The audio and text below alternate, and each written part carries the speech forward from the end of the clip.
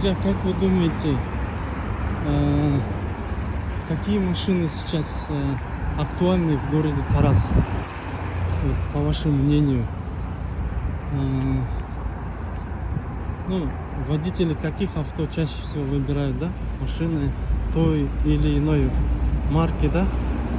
Ну, например, я думаю, что сейчас популярность имеет вот эти, да, Кобальт, или как правильно называется, да? Вот, так что пишем в комментариях, вообще у нас в Таразе какие машины популярны, друзья, пользуются спросом. Ну, сейчас видите, да, как на видео, много у нас иномарок, да, Hyundai, Kia, Кобальтов, там, что там еще есть у нас?